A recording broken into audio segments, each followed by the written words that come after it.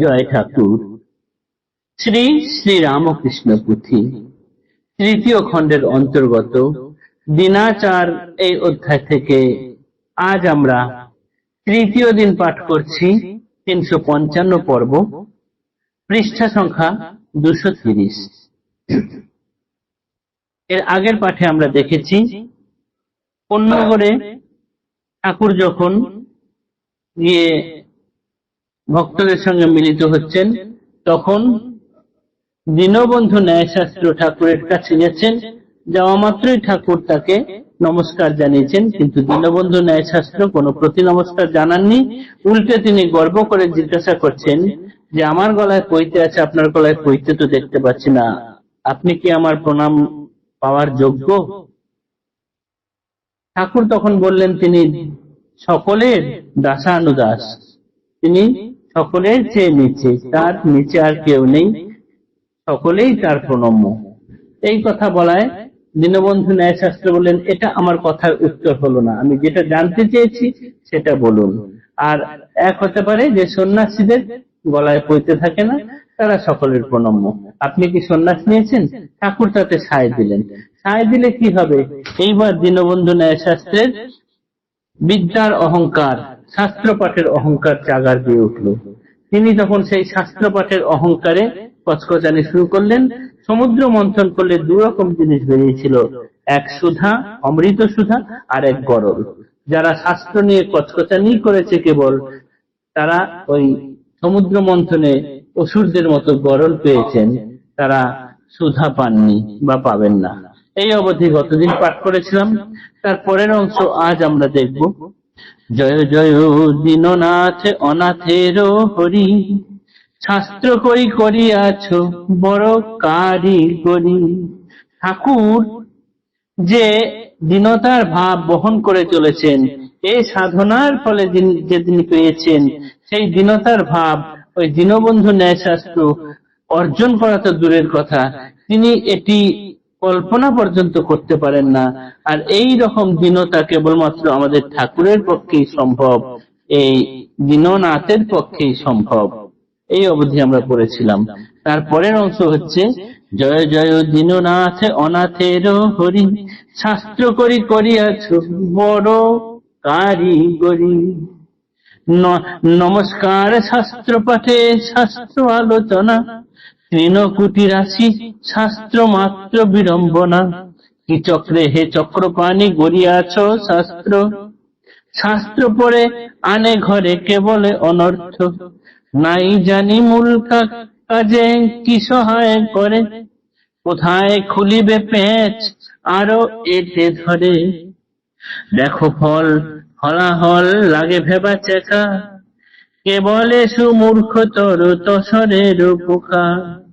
দিব্য ভাব শূন্য হৃদয়ে পূর্ণ অহংকার, অভক্ত লক্ষণ যত অভক্ত আচার।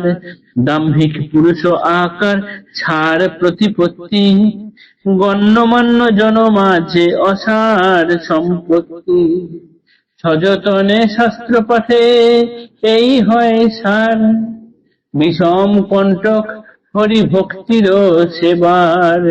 সব শাস্ত্র পাঠে হয় দোষ আরোপণ, উদ্দেশ্য না হয় যদি তত্ত্ব অন্বেষণ। এ বিষয়ে শ্রী প্রভুর শ্রীবদনে শুনা, বৈরাগ্যবিহীনে শাস্ত্র পাঠের উপমা। শকুনি গৃধিনী পাখি যেন কর মনে, কত উচ্চ দূরে উড়ে শুনিল গগনে। পাইত দেবেশ পুরী উদ্দেশ্য থাকিলে, যত ঊর্ধ্বে থাকে তার কিছু ঊর্ধ্বে গেলে। কিন্তু নাহি রহে লক্ষ্য স্বর্গের উপরে, আঁখি তথা যথা আছে পচা কায়া পড়ে। সেই মতো শাস্ত্র পাঠী বহু শাস্ত্র পড়ে, হীন হেয় ধনমান উপার্জন তরে। আর যেবা পড়ে শাস্ত্র তত্ত্বের আশায়, জ্ঞান ভক্তি অনুরাগে পাতা ঘেটে পায়। ভগবত পাদ পদ্ম লুব্ধ যেই জন, সেই শাস্ত্র পাঠে পায় শ্রী গুরু চরণ। প্রভেদ উদ্দেশ্যে মাত্র শাস্ত্রে কিছুই নাই, কেহ পায় নিধি রত্ন আর কেহ পায় ছাই। বিশেষিয়া বিবরণ বলিতে হইলে, সেই মাত্র সৎকর্ম গুরু যার মূলে।